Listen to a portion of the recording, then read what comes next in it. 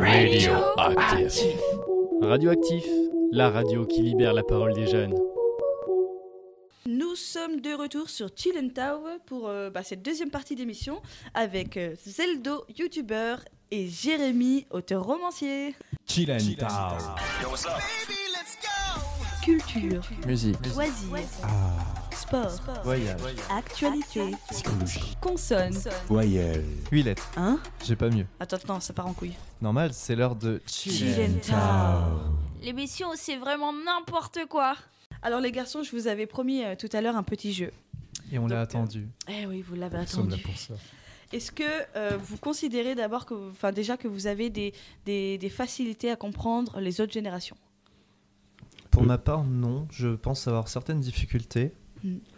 Pour ma part, l'ancienne génération, j'arrive encore à la comprendre, mais c'est vrai que la génération actuelle, avec les jeunes, les 2010, etc., c'est assez Ah, compliqué. du coup, toi, tu te considères ni de la génération jeune, ni de la génération vieille? Je me considère dans une génération à part. À part.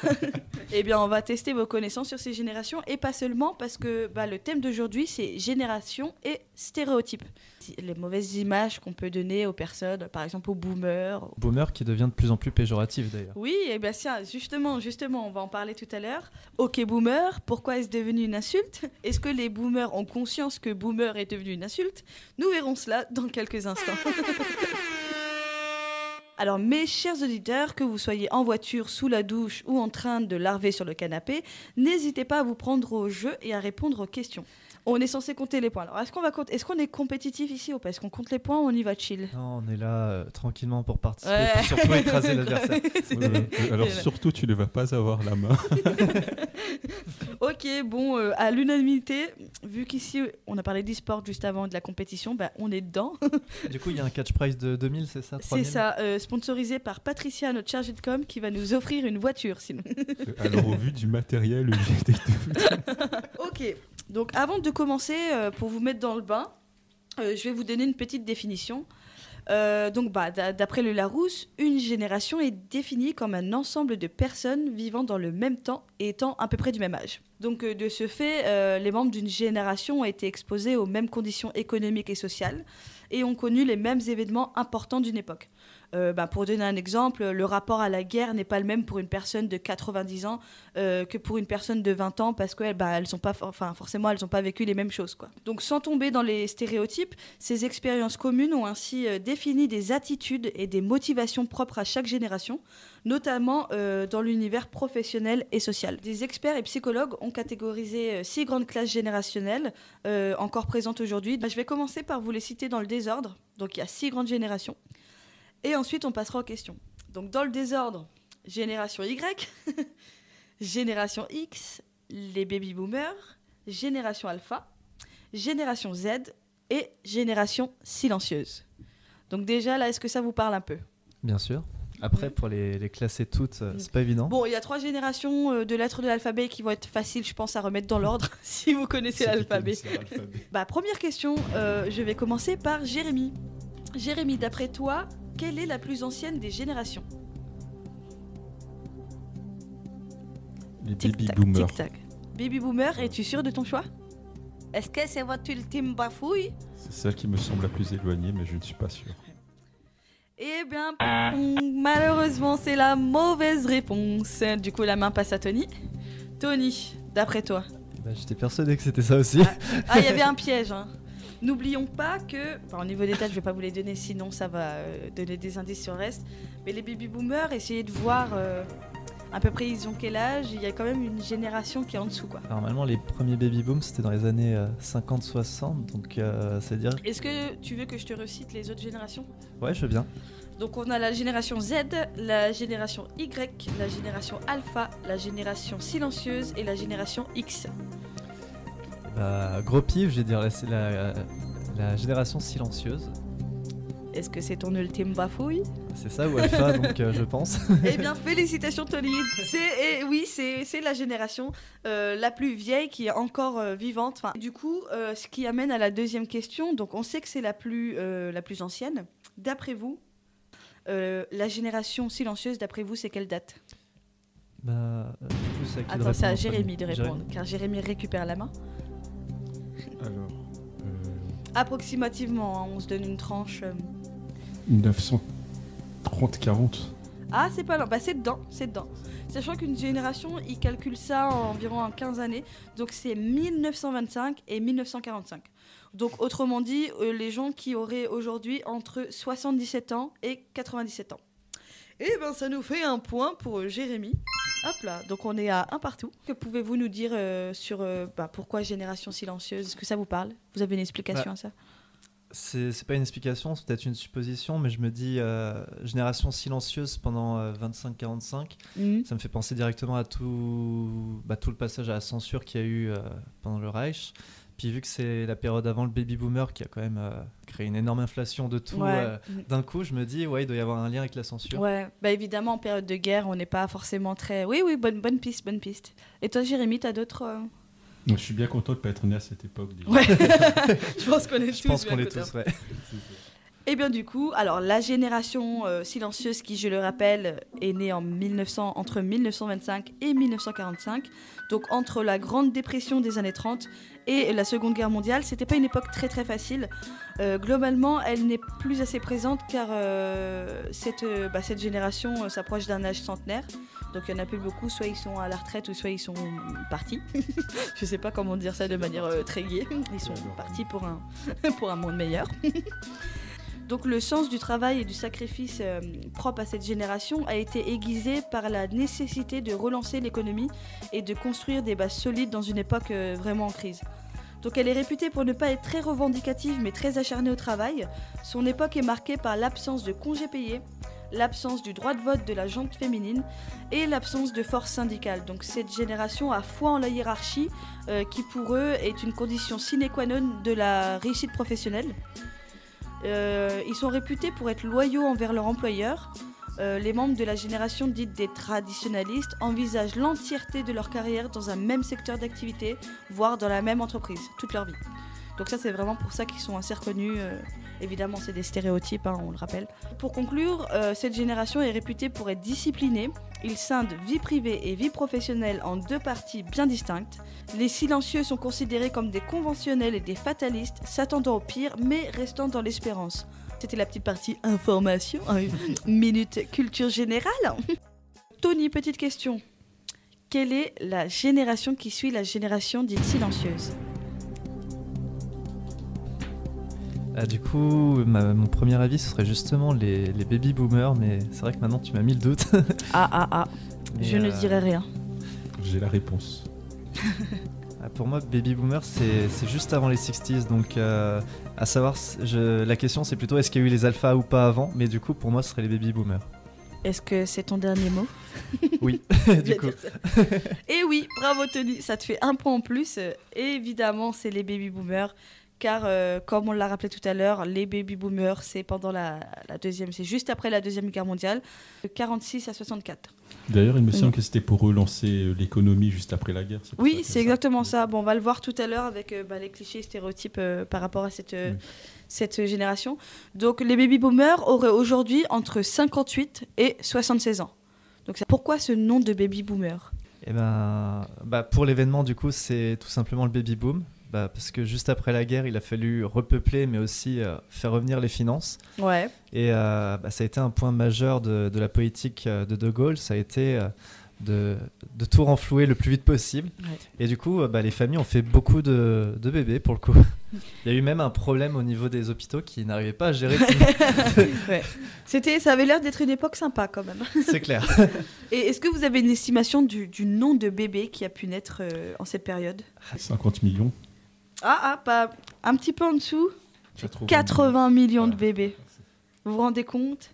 80 millions de chiards qui arrivent en mode. Je suppose que vous connaissez l'expression OK boomer. Bien sûr. Pour vous, elle signifie quoi ? Attention, s'il y a des boomers qui nous écoutent, on est vraiment désolé pour ce qui va suivre.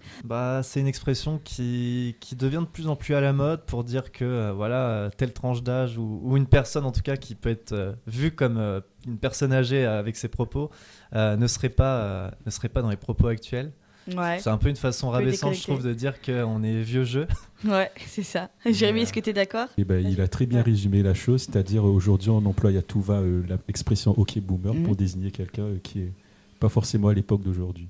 C'est ça, exactement. Donc pour la petite anecdote, OK Boomer est à la fois une phrase fétiche et un mème internet qui a gagné en popularité en 2019. OK Boomer est utilisé pour tourner en dérision les attitudes stéréotypées attribuées à la génération des baby boomers. C'est une manière, on va dire, péjorative pour balayer, contrecarrer ou tourner en dérision des jugements perçus comme méchants, dépassés ou condescendants de la part des baby boomers. Donc le terme est souvent utilisé par les plus jeunes, hein. Évidemment les boomers entre eux ils vont pas se traiter de boomers. Donc il est utilisé par les jeunes pour répliquer pour ce qui est perçu comme un refus d'admettre la réalité, notamment de la crise environnementale ou de la gravité de celle-ci, par rapport à une résistance au changement, une marginalisation des minorités, une adhésion aussi à une droite identitaire, oui ça aussi. De manière générale, une opposition aux idéaux et pratiques des générations montantes. En gros, pour résumer, quand tonton Roger, après quelques verres au repas de famille, se met à déblatérer sur le « c'était mieux avant », vous les jeunes vous êtes des feignants, des homos à mon époque il n'y en avait pas autant, le OK Boomer est une manière très classe de clore un débat stérile et ennuyant. Ah bon, le OK Boomer donne quand même une image du coup assez dégradante des baby boomers. N'oublions pas aujourd'hui que l'on parle de clichés. Donc d'après vous, quelles sont les autres caractéristiques stéréotypes de cette génération ? En vrai, t'as un peu tout dit parce que la majorité des choses que t'as citées, j'allais le dire. Par exemple, le côté un peu droitiste, on va dire, ça vient beaucoup de cette époque aussi. Bien justement, oui et non, parce qu'au fait, les baby boomers, à l'époque, ils étaient pas du tout, ils étaient même rebelles. Et c'est le vieillissement des boomers, donc ça vient même pas de l'époque d'avant, c'est les baby boomers aujourd'hui, au fait. Pour info, ceux que Charles de Gaulle avait baptisés les beaux bébés sont souvent considérés comme une génération de privilégiés. La guerre ayant laissé un grand fossé dans la démographie et l'économie dans la majorité des pays européens, ils ont bénéficié d'une croissance économique sans précédent et du plein emploi, grâce à la reconstruction. Quand ils sont nés, des fées se sont penchées sur leur berceau. 4 fées, la paix, la prospérité, le plein emploi et la croyance dans le progrès. Mais ce n'est pas tout, cette génération est le symbole de libération sexuelle. Ils sont également considérés, bon ça on peut rien, mais comme les punks, les libertins, les consommateurs d'alcool et de drogue. C'est rock'n'roll à cette époque, me diriez-vous. Mais ce n'est pas tout, parce que nos baby boomers sont aussi les instigateurs des rébellions, des réformes sociales et manifestent pour la liberté et on les remercie aujourd'hui pour ça. Malgré leur engagement, ils ont une vie basée sur le travail. Ils ont la fâcheuse tendance à la valorisation sociale liée à la carrière. Donc paradoxalement, alors c'est ça qui est drôle, du coup tout à l'heure Tony tu parlais de l'époque des baby boomers et là des boomers un peu autoritaires ou de droite ou un peu réac et tout. T'as pas vraiment tort parce que paradoxalement aujourd'hui, les baby boomers se font plus vieux et la tendance n'est plus trop à la rébellion, je dirais. Ils manifestent un grand respect pour les autorités, les institutions et la hiérarchie. Ils se préoccupent davantage des valeurs familiales, sont d'anciens idéalistes et bien nostalgiques car la société leur avait promis un avenir glorieux et brillant. Cela a parfois pour conséquence une certaine déconnexion avec les difficultés de la société moderne. Et oui, les boomers, le temps où on avait juste à traverser la rue pour trouver du travail, où l'on pouvait consommer à outrance sans se soucier de l'écologie et faire des blagues sexistes ou racistes sans conséquence, est bien révolu. Alors, la partie 3 va être un peu différente au vu des noms des générations. Je peux répondre si tu veux. Mais Non, t'avais gratté des points là. Non, mais oh. Mais moi, ce qui m'intéresse, c'est de savoir si vous avez une idée de la génération à laquelle vous appartenez, vous. Donc, Tony, Jérémy, est-ce que vous pouvez me rappeler votre âge ? J'ai 24 ans. Oui, 24 ans. Du coup, 23. Et à quelle génération pensez-vous appartenir ? Sachant qu'il y a la génération X, il y a la génération Y, il y a les générations Z et il y a les générations Alpha qui restent. Du coup, c'est tic-tac, tic-tac, tic-tac, tic. Je dirais, je suis pas sûr, mais c'est la génération X. La génération Y. Génération Y, tu penses ? Ouais. Et toi, Tony, tu penses quoi ? Je suis totalement d'accord. Il me semble que la Z, c'est après 2000, justement. Êtes-vous sûr de cela ? Oui, les années 90, ça doit être Y, il me semble. Vous appartenez à la génération Z. Ah. Donc la génération Z, c'est entre 95 et 2009. Donc c'est les 13-27 ans. Juste en dessous, on a la génération Y, donc 1980-1994. Et la génération X, ça fait déjà un moment, du coup, c'est 65-79. Donc les gens qui ont entre 43 et 57 ans aujourd'hui, donc c'est un peu la génération de nos parents. Du coup. Donc pour faire bref, initialement baptisé Baby Bust en raison du faible taux de natalité qui a fait suite au baby boom, c'est normal, les gens ils en avaient, je pense qu'ils ont été traumatisés des gosses, ils en ont fait beaucoup moins. La génération X rassemble les personnes nées entre 65 et 79, comme j'ai dit tout à l'heure. C'est une génération dite un peu oubliée, sur laquelle il y a eu peu d'études en comparaison avec les baby boomers ou les millennials. À l'inverse de leurs chanceux parents, le symbole d'une stabilité économique, sociale et personnelle s'amoindrisse pour eux. Parce qu'il y a eu la crise économique et pétrolière, travail à temps plein des deux parents, famille monoparentale, etc. Ainsi que les premières vagues de chômage. C'était pas ouf. Donc ils ont évolué sur un marché du travail incertain. Et même si cette génération a d'abord tenté d'être plus flexible et d'aller vers la multiplication des compétences, même s'ils ont été plus nombreux à accéder à des postes de direction à responsabilité afin d'éviter de connaître le chômage, beaucoup préfèrent garder leur emploi, même au prix de mauvaises conditions sociales et professionnelles. Ils ont renoncé massivement à envisager une réorientation prometteuse d'un meilleur épanouissement professionnel et personnel. Cette génération est aussi connue pour être vraiment stressée et elle s'adapte beaucoup moins aux nouvelles situations.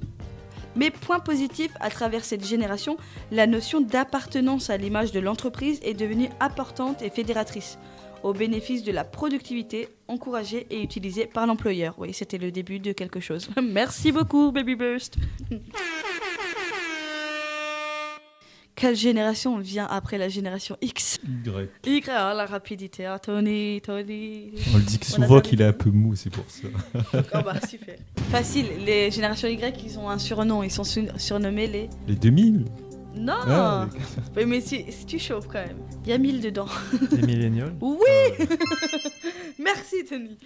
Donc nés entre 80 et 94, donc c'est les gens qui ont entre 28 et 42 ans. Donc à 2 ans près, 2-3 ans près, on aurait pu être dans cette génération des millennials. Donc beaucoup étudié, cette génération a grandi sur les écrans d'ordinateur et les consoles de jeux vidéo. Elle se distingue notamment par son rapport au travail. Le début du monde connecté et en perpétuelle mouvance, les membres de la génération Y sont pragmatiques, ouverts, mobiles, créatifs, curieux et déterminés à vivre une existence épanouissante dans tous les domaines. Appréciant d'être consultées, ces personnes s'interrogent sur le concept d'autorité et de hiérarchie et par conséquent s'identifient peu au monde de l'entreprise. Elle accorde une plus grande importance à l'éthique et attend bien plus de ces entreprises qu'il y a 50 ans, 20 ou même 10 ans de cela. Bon, on est d'accord aussi qu'il y avait vraiment des clichés aussi sur les millennials. C'est des geeks qui passent trop de temps sur l'écran. Ouais, des geeks, un peu des feignants aussi. Ils ont la réputation d'être réticents face à l'autorité, mais en contrepartie, ils ont la réputation également d'être sociables, communiquent et partagent facilement. La recherche d'une bonne qualité de vie, quitte à changer de région voire de pays, ne leur fait pas peur.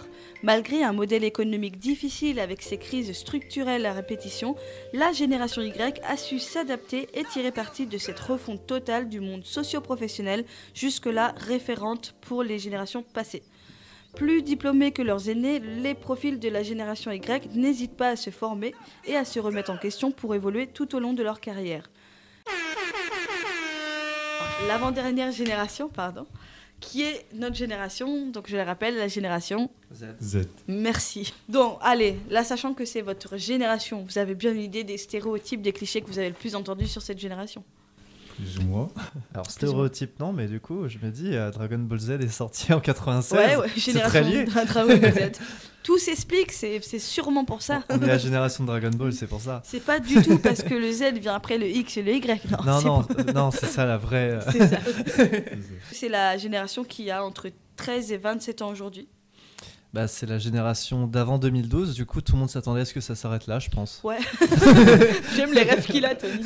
C'est pas depuis notre génération qu'il y a plein de personnes qui font des manifs et tout dans les rues, là, les clones. Ah, ça chauffe, on parle d'engagement et c'est vrai. J'ai pas pensé.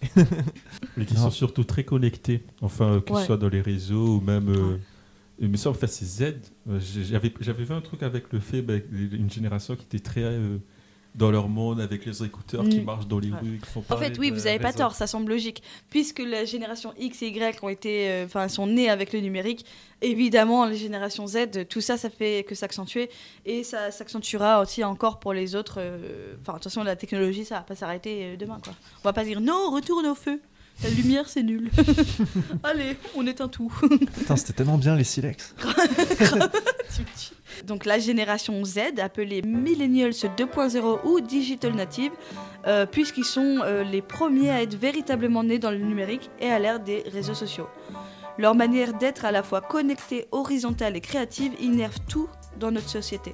Ils sont en train de changer la manière de travailler, de voyager, d'apprendre, de consommer, écrivait à leur sujet le philosophe Michel Serres. Ultra connecté, comme tu l'as dit du coup tout à l'heure Jérémy, la génération Z est aussi très engagée, en témoigne la mobilisation suscitée par exemple Fridays for Future, ouais super l'accent anglais, la grève mondiale de la jeunesse pour le climat initiée par Greta Thunberg en 2018.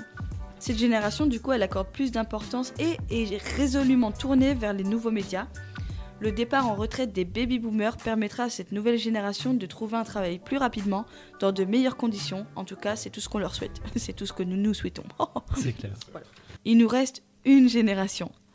Celle qui fait couler beaucoup d'encre. Celle qui est aujourd'hui beaucoup critiquée par toutes les autres générations. Allez, 2010, parce que évidemment. c'est la petite dernière. On déteste toujours les petits derniers, on est d'accord. Donc la petite dernière, c'est laquelle ?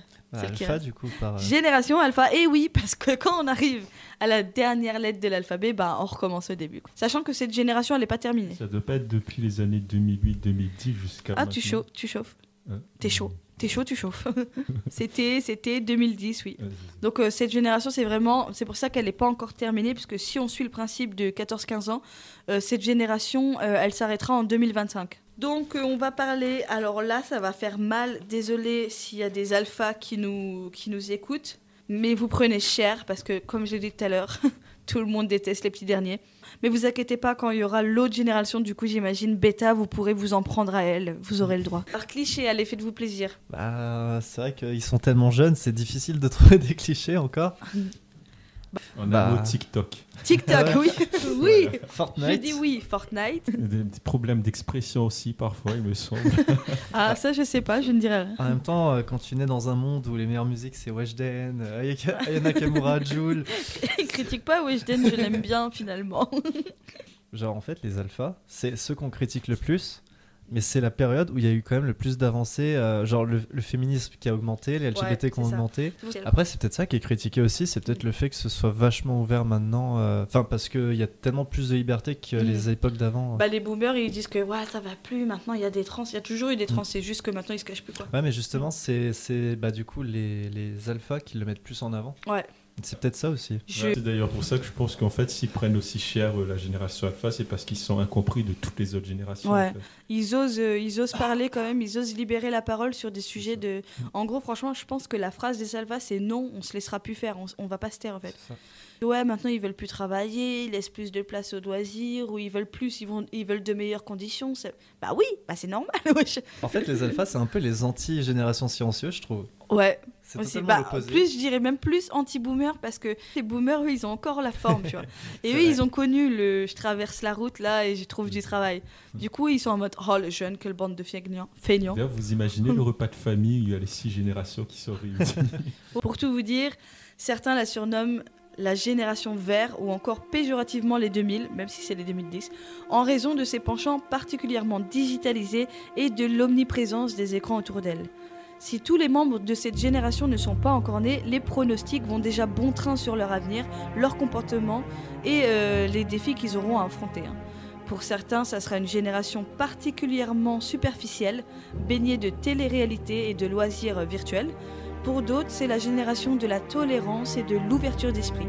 Selon le chercheur en sciences Mark McRindle, ce sera la plus instruite, la plus connectée et globalement la plus riche de tous les temps. Le sociologue Rémi Oudghiri estime quant à lui que les alphas auront une relation différente au savoir et sans doute plus utilitaire et opportuniste, évoquant une génération du futur qui devra réinventer le rôle de l'humain en se posant la question de qu'est-ce qu'un humain finalement.